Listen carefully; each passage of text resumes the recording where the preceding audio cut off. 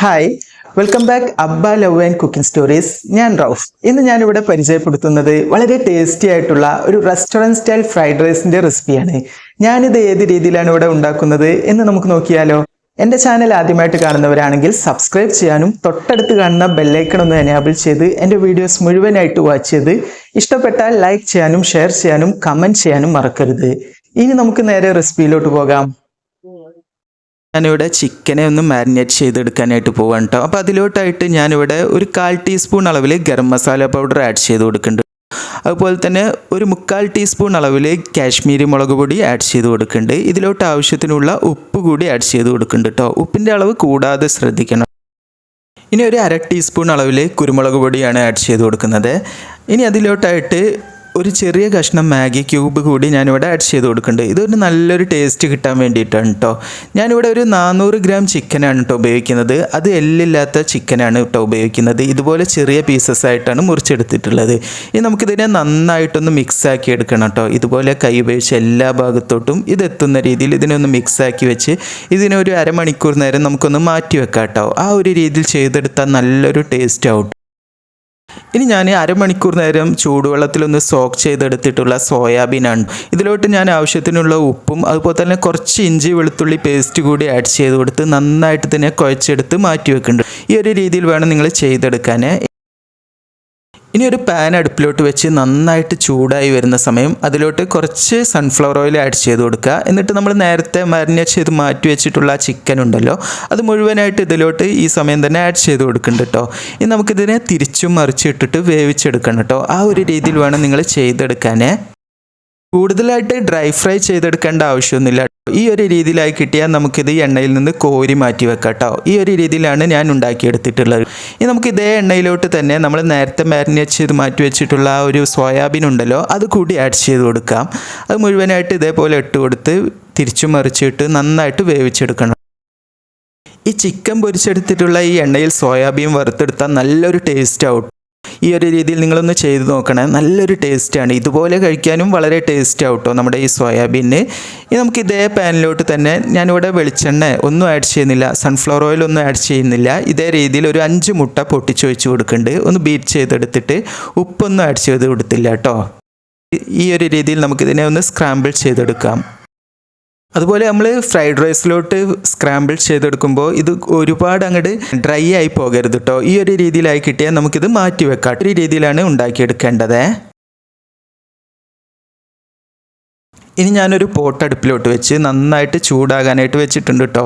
ഇത് അത്യാവശ്യം വലിയ പോട്ടാണ്. ഇതിലോട്ട് ഞാനൊരു 1/4 കപ്പ് അളവിൽ നല്ലെണ്ണ ആഡ് ചെയ്തത് സീസെയിം ഓയിൽ ഉണ്ടല്ലോ, അത് ആഡ് ചെയ്ത് കൊടുത്ത് ഇനി നന്നായിട്ട് ഇതൊന്ന് ചൂടായി വരുമ്പോൾ അതിലോട്ടൊരു 2 ടേബിൾ സ്പൂൺ അളവിൽ കൊത്തി അരിഞ്ഞ വെളുത്തുള്ളി കൂടി ആഡ് ചെയ്ത് കൊടുക്കുന്നുണ്ട് കേട്ടോ. ഇതുപോലെ വേണം നമ്മൾ വെളുത്തുള്ളി ഇതിലോട്ടായിട്ട് അരിഞ്ഞെടുക്കാനായിട്ട് കേട്ടോ. ചെറുതായിട്ട് അരിഞ്ഞെടുക്കണം. ഇനി നമുക്കിതിനെ നല്ല രീതിയിലൊന്നും വഴറ്റിയെടുക്കണം കേട്ടോ. വഴറ്റിയെടുത്ത് ഇതിൽ നിന്ന് നല്ലൊരു ടേസ്റ്റി ആയിട്ടുള്ള ഒരു സ്മെല്ല് വരും. അതുവരെ നമുക്കിതിനെ ഒന്ന് മൂപ്പിച്ചെടുക്കണം കേട്ടോ. ഓക്കെ, ഇപ്പം നമുക്കിത് ആവശ്യത്തിനുള്ള രീതിയിലായി കിട്ടിയിട്ടുണ്ട് കേട്ടോ. ഈ സമയം ഞാൻ ഇതുപോലെ ഒരു സവാള പൊടിയായിട്ട് അരിഞ്ഞെടുത്ത് ആഡ് ചെയ്ത് കൊടുക്കുന്നുണ്ട് കേട്ടോ. ഇതുപോലെ തിന്നായിട്ട് അരിഞ്ഞെടുക്കാനായിട്ട് ശ്രദ്ധിക്കണം, അതിൽ കടിക്കാനൊന്നും പാടില്ല. ഇനി നമുക്ക് ഇതും കൂടി ഇട്ട് നന്നായിട്ട് ഇതിനെ മൂപ്പിച്ചെടുക്കണം കേട്ടോ. ഇതിലോട്ട് പറഞ്ഞല്ലോ നല്ലെണ്ണയാണ് കേട്ടോ ഉപയോഗിക്കുന്നത്. നല്ലെണ്ണയിൽ വേണം നിങ്ങൾ ഫ്രൈഡ് റൈസ് ഉണ്ടാക്കിയെടുക്കാനായിട്ട്. അപ്പോൾ നല്ലൊരു ടേസ്റ്റാണ് കേട്ടോ. നല്ലൊരു റെസ്റ്റോറൻറ്റ് സ്റ്റൈലിലുള്ള ഒരു ഫ്രൈഡ് റൈസിൻ്റെ ടേസ്റ്റായിട്ട് കിട്ടും കേട്ടോ നമുക്ക് ഈ ഒരു രീതിയിൽ ഉണ്ടാക്കിയെടുത്താൽ. ഇനി നമുക്ക് ഈ സവാളയും ഒന്ന് വാട്ടിയെടുക്കാം കേട്ടോ. നമ്മൾ ഇതിലോട്ട് ആഡ് ചെയ്യുന്ന വെജിറ്റബിൾസ് ഒന്നും അതുപോലെ തന്നെ കൂടുതലായിട്ട് വെന്ത് കുഴയാനായിട്ട് പാടില്ല. ഈ ഒരു രീതിയിൽ ചെയ്തെടുത്താൽ മതിയേ. ഞാൻ ഇതിലോട്ട് കുറച്ച് ക്യാപ്സിക്കം കൂടി ആഡ് ചെയ്ത് കൊടുക്കണ്ടേ. ഒരു 4 ടേബിൾ സ്പൂൺ അളവിൽ ക്യാപ്സിക്കാണ് ഞാൻ ഇതിലോട്ടായിട്ട് ഈ സമയം ആഡ് ചെയ്ത് കൊടുത്തിട്ടുള്ളത്. ഇനി നന്നായിട്ട് ഈ ക്യാപ്സിക്കം കൂടി ഒന്ന് മിക്സ് ആക്കിയെടുത്ത് ഇതിലോട്ടായിട്ടുള്ള വെജിറ്റബിൾസ് കൂടി ആഡ് ചെയ്ത് കൊടുക്കാം കേട്ടോ. ഞാനിവിടെ ക്യാരറ്റ് അതുപോലെ തന്നെ ബീൻസ് ഈ കാണുന്ന രീതിയിൽ വേണം അരിഞ്ഞെടുത്തിട്ടുള്ളത് കേട്ടോ. ചെറുതായിട്ടാണ് അരിഞ്ഞെടുത്തിട്ടുള്ളത്. അതുകൂടി ആഡ് ചെയ്ത് കൊടുക്കണ്ടേ. അതിൻ്റെ ഒരു 1/4 ഭാഗം ഞാനിവിടെ ഈ സമയത്ത് ആഡ് ചെയ്ത് കൊടുക്കുന്നുണ്ട്. എന്നിട്ട് വീണ്ടും നന്നായിട്ട് ഇതിനെ വഴറ്റിയെടുക്കുന്നുണ്ട്. ഇനി ഈ സമയത്ത് നമുക്കിതിലോട്ടായിട്ടൊരു 3 പച്ചമുളക്, അധികം എരിവില്ലാത്ത പച്ചമുളകാണ് കേട്ടോ, ഇതുപോലെ ഒന്ന് കട്ട് ചെയ്തെടുത്തിട്ടുണ്ട്. അതിനെ ഞാൻ ഇതിലോട്ടായിട്ട് ആഡ് ചെയ്ത് കൊടുക്കുകയാണ്. ഇനി നമുക്ക് ഈ വെജിറ്റബിൾസിലോട്ടായിട്ടുള്ള കുറച്ച് എരിവിനായിട്ട് ഇവിടെ പെപ്പർ പൗഡർ ഉപയോഗിക്കുന്നുണ്ട്. 1 ടീസ്പൂൺ അളവിലാണ് കേട്ടോ ഞാൻ ആഡ് ചെയ്തത്. അത് കൂടി ആഡ് ചെയ്ത് ഒന്നുകൂടി മിക്സ് ആക്കി എടുത്തതിന് ശേഷം നമുക്കിതിലോട്ട് ഈ സമയത്ത് വേണം നമ്മൾ ക്യാബേജ് അരിഞ്ഞെടുത്തത് ആഡ് ചെയ്ത് കൊടുക്കാൻ. കാരണം ക്യാബേജ് പെട്ടെന്ന് തന്നെ വെന്ത് കുഴയാനായിട്ട് ചാൻസ് ഉണ്ട്. അപ്പോൾ ഈ ഒരു ടൈമിൽ വേണം നമ്മൾ ഇത് ആഡ് ചെയ്ത് നന്നായിട്ടൊന്ന് മിക്സ് ആക്കി എടുത്ത് ഇതിലോട്ട് ആവശ്യത്തിനുള്ള ഉപ്പ് കൂടി ആഡ് ചെയ്ത് കൊടുക്കണം. ഉപ്പിൻ്റെ അളവ് കൂടാതെ ശ്രദ്ധിക്കണം. വെജിറ്റബിൾസിലോട്ട് പെട്ടെന്ന് തന്നെ ഉപ്പ് കൂടാനായിട്ട് ചാൻസ് ഉണ്ട്. അതുകൂടി ആഡ് ചെയ്ത് വീണ്ടും നന്നായിട്ടൊന്ന് മിക്സ് ആക്കി എടുക്കുക. വെജിറ്റബിൾസ് എല്ലാം ആഡ് ചെയ്യുന്ന സമയം വളരെ ലോ ഫ്ലെയിമിൽ വെച്ചിട്ട് വേണം കേട്ടോ നമ്മളിത് ചെയ്തെടുക്കാൻ. ഇനി നമുക്കിതിലോട്ട് ആവശ്യത്തിനുള്ള സോയ സോസ് കൂടി ആഡ് ചെയ്ത് കൊടുക്കേണ്ടത്. ഞാനിവിടെ ഒരു 2 ടേബിൾ സ്പൂൺ അളവിൽ സോയ സോസ് ഈ സമയം ആഡ് ചെയ്ത് കൊടുക്കുന്നുണ്ട്. അത് കൂടി ചേർത്ത് നമുക്കിതിനെ വീണ്ടും നന്നായിട്ടൊന്ന് മിക്സ് ആക്കി എടുക്കാം. വെജിറ്റബിൾ മസാല ഇവിടെ റെഡിയാക്കി ഇട്ടിട്ടുണ്ട് കേട്ടോ. ഇനി ഞാൻ ഇതിലോട്ടായിട്ട് റൈസ് ആഡ് ചെയ്ത് കൊടുക്കുകയാണ്. ഞാനിവിടെ 1.5 കിലോഗ്രാം റൈസ് വെച്ചിട്ടാണ് കേട്ടോ ഉണ്ടാക്കുന്നത്. ഞാനിവിടെ ബസ്മതി റൈസിനെ ഒരു അരമണിക്കൂർ നേരം സോക്ക് ചെയ്തെടുത്തതിന് ശേഷം ഒരു 70% വരെ ഉപ്പിട്ട് വേവിച്ചെടുത്താണ് കേട്ടോ. അത് കൂടുതൽ വെള്ളം ഒഴിച്ചിട്ട് വേണം നമ്മളിത് വേവിച്ചെടുക്കാൻ. എന്നിട്ട് റൈസിനെ നല്ല രീതിയിൽ തണുപ്പിച്ചെടുക്കണം. എന്നിട്ട് വേണം നിങ്ങളിത് ഉണ്ടാക്കിയെടുക്കാനായിട്ട്. ഒന്നുകിൽ ഫ്രിഡ്ജിലോ അല്ലെങ്കിൽ ഫാനിൻ്റെ ചോട്ടിലോ വെച്ചിട്ട് വേണം നിങ്ങളിത് തണുപ്പിച്ചെടുക്കാൻ. ഈ സമയം ഞാൻ ഇതിലോട്ട് ഒരു 1/4 കപ്പ് അളവിൽ ഗ്രീൻ പീസ് കൂടി ആഡ് ചെയ്ത് കൊടുക്കുന്നുണ്ട്. അതിൻ്റെ മുകളിലോട്ടായിട്ട് വീണ്ടും റൈസ് ആഡ് ചെയ്ത് കൊടുക്കുന്നുണ്ട് കേട്ടോ. എന്നിട്ട് വീണ്ടും നമുക്കിതിനെ നന്നായിട്ട് മിക്സ് ആക്കി എടുക്കാം കേട്ടോ. ഗ്രീൻ പീസിനെ അതുപോലെ തന്നെ നന്നായിട്ട് വേവിച്ചെടുക്കണം കേട്ടോ. എന്നിട്ട് വേണം നമ്മൾ ഇതിലോട്ടായിട്ട് ആഡ് ചെയ്ത് കൊടുക്കാൻ. ഈ ഒരു രീതിയിൽ മിക്സ് ആക്കി എടുത്താൽ നമുക്ക് എല്ലാ ഭാഗത്തോട്ടും എല്ലാ വെജിറ്റബിൾസും എത്തിക്കിട്ടും. ഇനി ഈ സമയത്ത് സ്ക്രാമ്പിൾഡ് എഗ് ഉണ്ടല്ലോ അത് ആഡ് ചെയ്ത് കൊടുത്ത് വീണ്ടും നമുക്കിതിനെ മിക്സ് ആക്കി എടുക്കാം കേട്ടോ. ഈ ഒരു രീതിയിൽ വേണം നിങ്ങൾ ചെയ്തെടുക്കാൻ. എല്ലാ സാധനങ്ങളും കൂടി ഒരുമിച്ചിട്ട് കൊടുത്ത് മിക്സ് ആക്കി എടുത്താൽ ഇത് നമുക്ക് പെട്ടെന്ന് തന്നെ മിക്സായി കിട്ടാനും എല്ലാ ഭാഗത്തോട്ടും എത്തിക്കിട്ടാനും കുറച്ചൊരു ബുദ്ധിമുട്ടാവും കേട്ടോ. ഈ ഒരു രീതിയിൽ നിങ്ങളൊന്ന് ചെയ്ത് നോക്കൂ. വളരെ സിമ്പിളായിട്ട് നമുക്ക് ഫ്രൈഡ് റൈസ് ഉണ്ടാക്കിയെടുക്കാനായിട്ട് പറ്റും. വെജിറ്റബിൾസ് എല്ലാം എല്ലാ ഭാഗത്തോട്ടും എത്തിക്കിട്ടുകയും ചെയ്യും കേട്ടോ. ഈ സമയത്ത് ഞാൻ ഇതുപോലെ കുറച്ച് ഓണിയൻസ് ഒന്ന് സ്ലൈസ് ചെയ്തെടുത്ത് പൊടിയായിട്ട് അരിഞ്ഞെടുത്ത് ആഡ് ചെയ്ത് കൊടുക്കുന്നുണ്ട്. ഇതിന് പകരമായിട്ട് നിങ്ങൾക്ക് സ്പ്രിംഗ് ഓണിയൻ ആഡ് ചെയ്താൽ മതി കേട്ടോ. എനിക്കത് കിട്ടിയില്ല. അത് കാരണമാണ് ഈ ഒരു രീതിയിൽ ചെയ്തെടുക്കുന്നത്. ഇത് ചേർത്തെന്ന് വിചാരിച്ചു അതിൻ്റെ ടേസ്റ്റിലൊന്നും ഒരു ചേഞ്ചസും വരില്ല കേട്ടോ. കാരണം ഓണിയൻ ആണല്ലോ. ഇതിൻ്റെ മുകളിലോട്ടായിട്ട് നമുക്ക് കുറച്ച് ക്യാപ്സിക്കം കൂടി ഇതുപോലെ ആഡ് ചെയ്ത് കൊടുക്കാം കേട്ടോ. ഇത് ഫൈനൽ ലുക്കിന് വേണ്ടിയിട്ടാണ്. നന്നായിട്ടൊന്ന് മിക്സ് ആക്കി എടുക്കുക. ഇതൊന്ന് കടിക്കുമ്പോൾ നല്ലൊരു ടേസ്റ്റ് ആവും കേട്ടോ ഈ ഒരു രീതിയിൽ. ഇനി നമുക്ക് ഈ റൈസിലോട്ട് എരിവിനായിട്ട് കുറച്ച് പെപ്പർ പൗഡർ കൂടി ആഡ് ചെയ്ത് കൊടുക്കുക. 2 ടീസ്പൂൺ ഞാനിവിടെ ആഡ് ചെയ്ത് കൊടുക്കേണ്ടത്. കൂടുതൽ ഉപയോഗിക്കേണ്ടവർക്ക് ആ രീതിയിൽ ഉപയോഗിക്കാം. ഞാനിവിടെ വളരെ കുറച്ചാണ് ഉപയോഗിക്കുന്നത്. ഇനി നന്നായിട്ട് നമുക്കിതിനെ മറിച്ചിട്ട് നന്നായിട്ടൊന്ന് ഫോൾഡ് ചെയ്തെടുത്ത് വേവിച്ചെടുക്കണം കേട്ടോ.